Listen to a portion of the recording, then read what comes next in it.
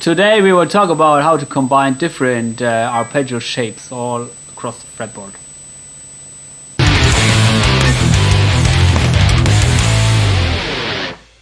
If you are a shred guitar player, of course you're familiar with arpeggios because they occur sometimes.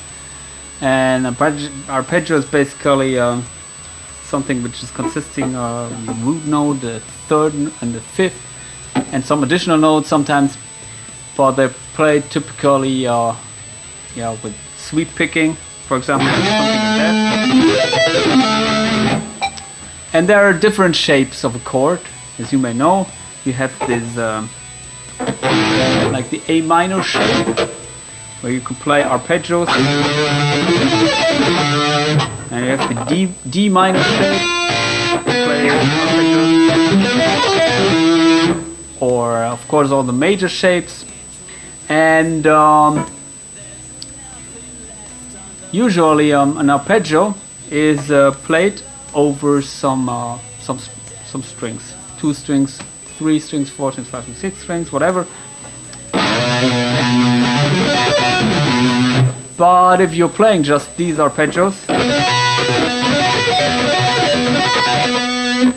it doesn't bring you anywhere usually, because they're not melodic in any sense.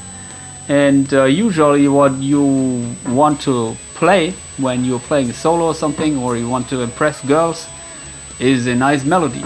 And also you want to maybe show off with your skills, but you have to incorporate sometimes different techniques and also arpeggios. But if you're just staying in one shape, usually it's not that easy, or it's in most cases not very melodic.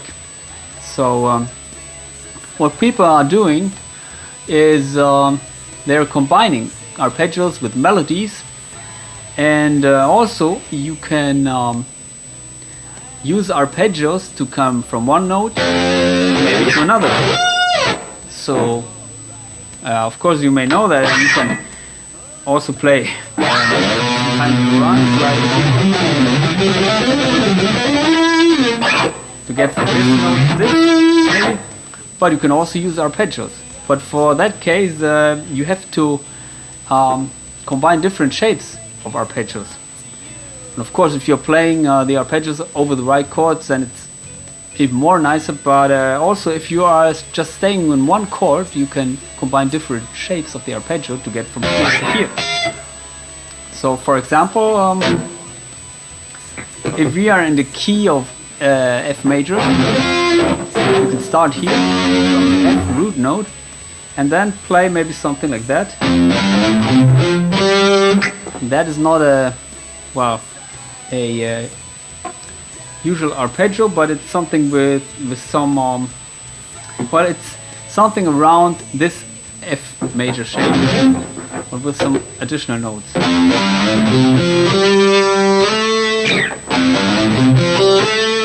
So this.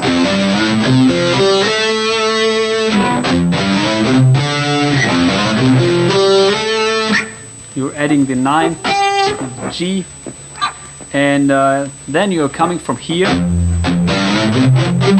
to this A, and here you're suddenly in another position where you can start an F major arpeggio.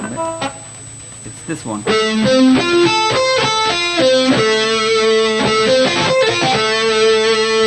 So altogether you would have this. Excuse me.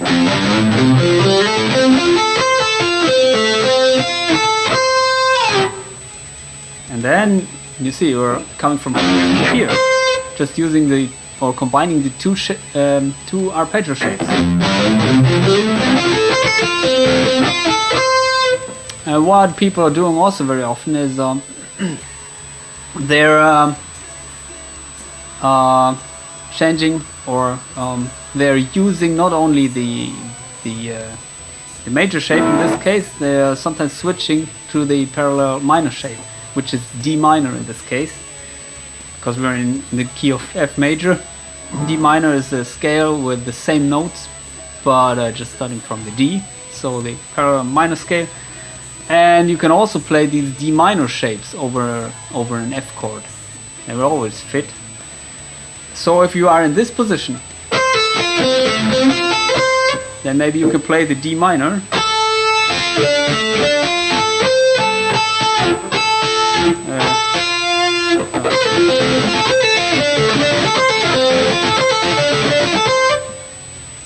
And yeah, you can vary a little bit. So for example, if you combine all these three things, then you have this.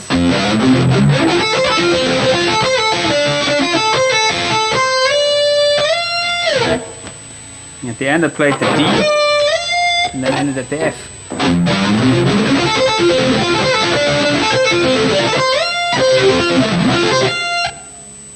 Or you can go to the next shape then. If you are here in the F shape, then D minor shape, then slide to the next F major shape, which is here. Or it's maybe not the next, but it's another one.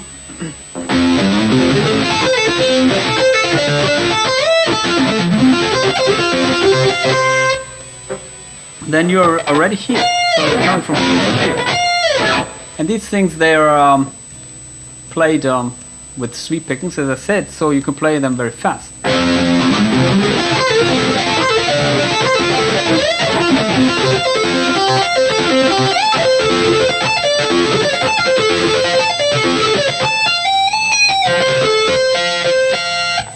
As you can see here, I'm going to another shape, another F major shape. It's just the same like the shape we're starting with. And also here you could play the parallel D minor shape. So you can switch between these two shapes.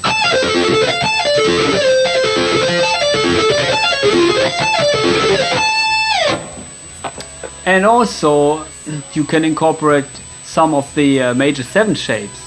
For example, something like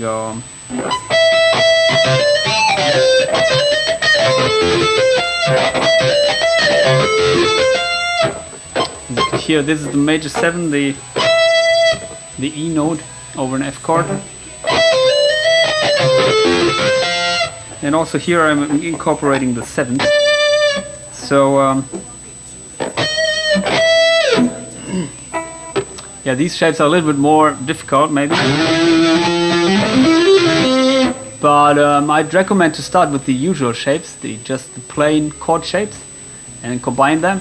The next step is maybe then add here and there the parallel minor shape. So there are lots of possible shapes within these this F major scale, which you can use and combine. And then it gets a little bit more interesting if you are combining these shapes and slide always from one to the next, compared to just playing one shape up and down. So this is boring, but if you're playing something sorry.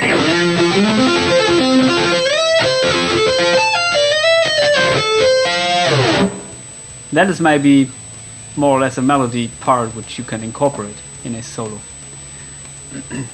So yeah, as an advice, I would first start to learn all these shapes by themselves. For example, of course, you have to be able to play this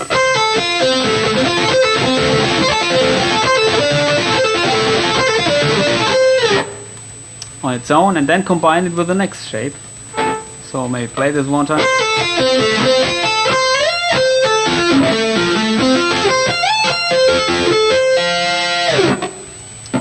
And there we have it. And of course then maybe your goal is to know also some of the in-between notes. The major 7 chords are very good for that, because they incorporate usually these in-between notes. The key of F, it's maybe G and E, so the major 7 and the 9th, which you can use in most cases to slide from one shape to another. And yeah, This is an approach where you can incorporate sweep picking arpeggios in nice solo stuff without these boring up and down arpeggios, which are, in my opinion, in most cases useless, at least musically. So yeah, hope this helps you and you can understand my strange explanation. Please post your comments below and subscribe to my channel. See you soon, bye.